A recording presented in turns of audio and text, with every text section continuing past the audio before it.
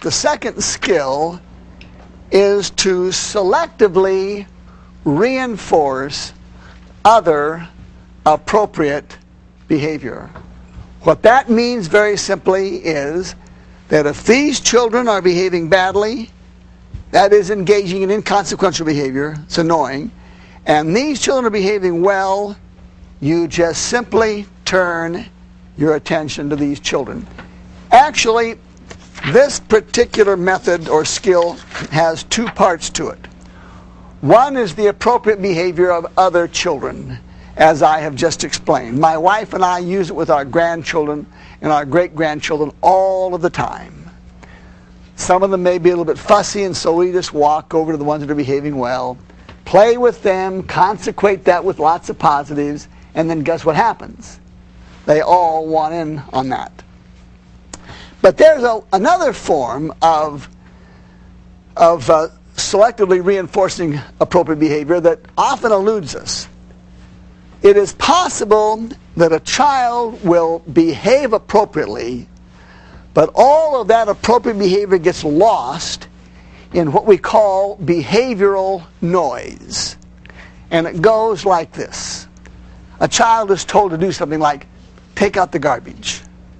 And the kid says, am I the only one in this family that knows how to take out the garbage? I get so sick and tired of always being the one that has to take out the garbage. Next time, get somebody else to take out the garbage. Kid grabs the garbage.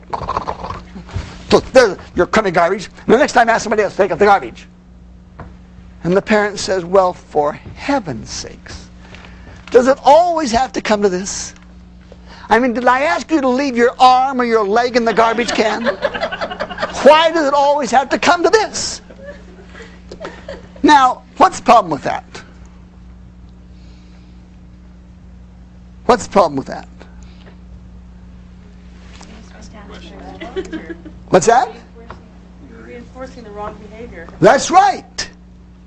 You're reinforcing the wrong behavior. What we need to do is to select out of all that noise, what? The fact that he took out the garbage. And so you, remember that last trap? You don't get yourself caught in it. You smile and you will hold your spine straight and your head erect and you say, thanks for taking out the garbage. And that's it. Here are some examples of how you can keep from being trapped by the noise. This is in your workbook, and it's also up on the screen. Let's walk through these one by one for emphasis. A child says to you, he started it. Well, you're trapped if you respond by saying something like, you're always blaming someone else. Well, buddy, it isn't going to work this time. Or you're proactive, you're prepared. If you say something like, perhaps he did, I'm sorry. Nevertheless, what do I expect of you? This is an example of getting back to expectations. A child becomes behaviorally noisy by accusing you of not loving him or her and says, I hate you, you're the worst mother or father who ever lived. I'd rather have been born as shark bait than as your kid. Well, you're trapped if you respond to the noise by saying something like, shark bait, huh? Well, it sounds like exactly what you deserve. And that type of thing. You're safe if you respond proactively. You're very upset. I'm sorry. Perhaps you have reason to be upset. And so on. A child can become noisy, behaviorally noisy, by saying, you never listen to a word I say. Talking to you is like talking to a tree stump. Well, you're caught up in the noise. You're trapped in the noise. If you say something like, when you talk to me, I wish I were a tree stump. Or you're ready for that. You're ready to proact if you respond by saying, I'll take that as a hint and make sure I don't appear disinterested. Thanks. A child might say, I can't wait to get out of this dump, this hellhole. That's noise. You're trapped if you make a sarcastic statement like, well, at least we share one wish in common. You're safe. You're above all of that if you respond by saying, I can imagine that sometimes it does feel pretty confining to be at home. I think that's quite natural. I hope you're getting the point. Be ready so that you don't get trapped. Well, I do a lot of work in schools. around the United States. And a few years ago, I was doing some work in a very remote school in the United States. And I was trying to get this point across to these school teachers.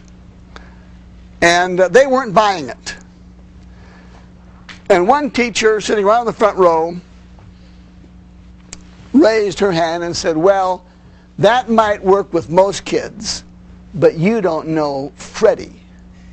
And the whole faculty said, yeah, Freddie would maim, Freddie would kill, Freddie would destroy. Freddie is 7 years old. And I asked them to tell me about Freddie, and so they lay out this litany of horrors characteristic of Freddie. I knew there was nothing I could say that would convince them otherwise. But just at that moment, as though we had rehearsed it, the windows of heaven opened, and from off the playground came the wails and cries of a boy in distress. And the entire faculty, in unison, said, there's Freddie! And we went to the window, and this is what we saw. Sure enough, here was Freddie and his little victim. Well, I quickly assessed the situation. I asked myself, is Freddie's behavior toward his little victim consequential or is it inconsequential? I judged that it was inconsequential because nothing damaging was being done. He was intimidating the kid. He wasn't hurting him. But on the playground, several yards away, were 3 children playing nicely. And I knew that I had everything I needed to demonstrate the magnificence of this science. I was euphoric. I took a deep breath, punched my stopwatch, and headed for the playground. And said to the teachers, watch this. And I walked right past Freddie and his little victim, up to these 3 kids playing nicely. And I said, oh, you children are playing so nicely. May I play with you? Sure, mister. So they took my hand. We started playing this little playground game. 29 seconds later, who was standing beside me? Freddie. That's right, because I was safe, you see. And he wanted to be with me. I was also dispensing lots and lots of goodies in the form of, you children are playing so nicely together. I love playing with you children. What sweet children. You see all those positive social consequences. And this little kid looks up at me and he says, hey, mister, I like to play nicely too. I didn't say to him, what are you talking about? You little animal, I just saw you. No. I just said, I'm glad that you like to play nicely too. I'll never forget this kid.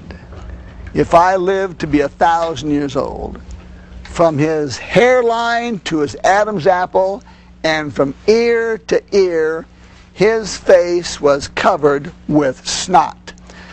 Now, folks, I know snot.